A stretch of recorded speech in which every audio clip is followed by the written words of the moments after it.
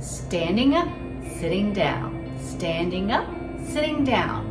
A functional activity that many of us don't even have to think twice about it. But when we do these throughout the day, if we don't have any problems with it, we can be doing it on average 45 times per day.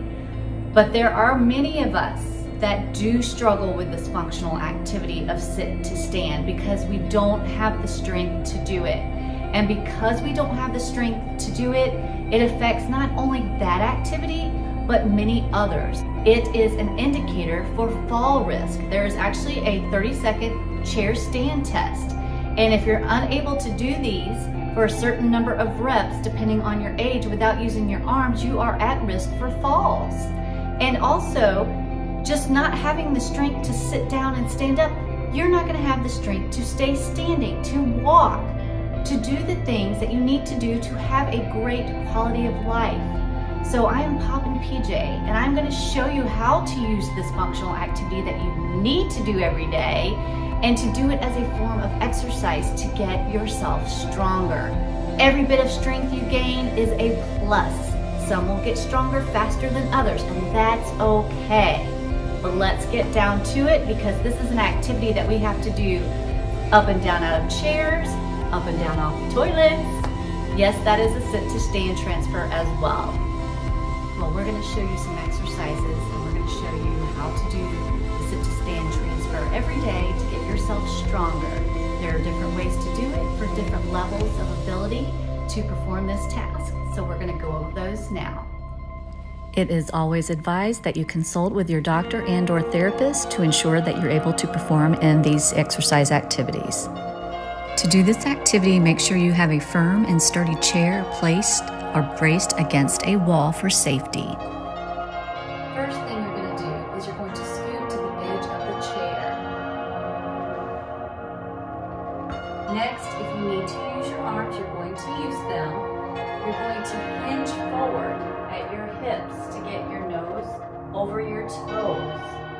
Now, from here, you're going to shift your weight onto your feet and stand up. To sit back down, you're going to step back. Make sure the back of your legs touch the chair.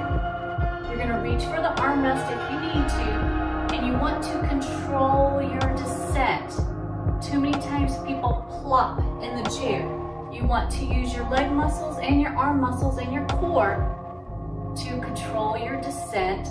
I like to use the imagery, you're sitting on a water balloon and you don't want to pop it, okay? So we're going to try that again. So you're going to scoot to the edge of the chair, hinge forward, stand up tall, make sure you have your balance before you start to walk or do whatever it is you need to do. Now we're going to step back, make sure our legs touch the back of the chair. We're going to stick our bum out, we're going to bend our knees, reach for the chair or the armrest if we need to, and we're going to control our descent. Now there are variations that you can do of this. If sitting down in the chair, you can't control it and you really fall, starting quite high, you can put a cushion in your chair. So we will try it that way.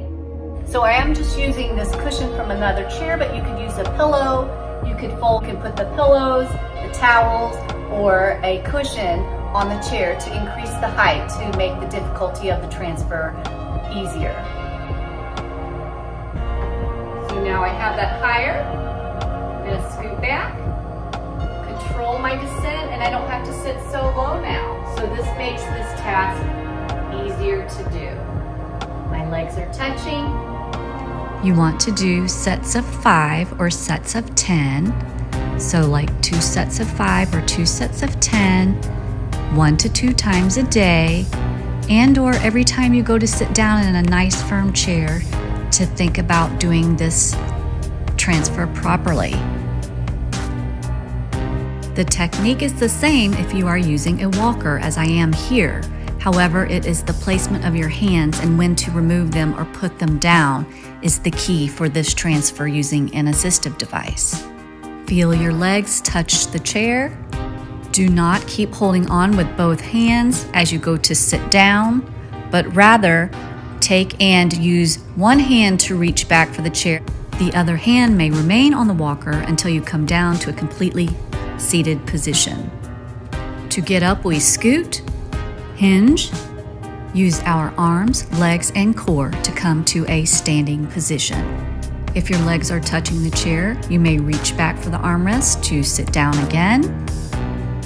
Scoot, hinge, use arms and legs, and come up to standing. As you do these transfer exercises, your legs and core will get stronger, and the goal is that you'll be able to stand up and sit down without using your arms or to use your arms minimally. If you are too far back in the chair, make sure you scoot forward a little bit, stand up completely, step back, make sure your legs are touching, and sit right back down.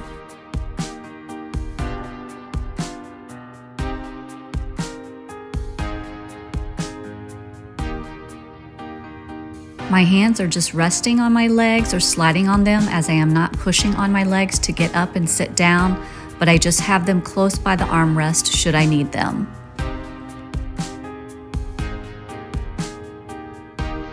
Standing up using the armrest. Sitting down using the armrest.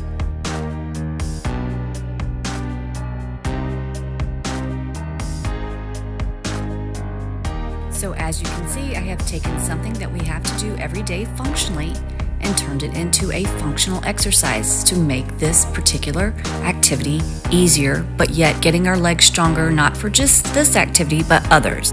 So work on your sit to stands because it's something we have to do every day, many times a day, and it also gets you stronger. It's poppin' to keep moving.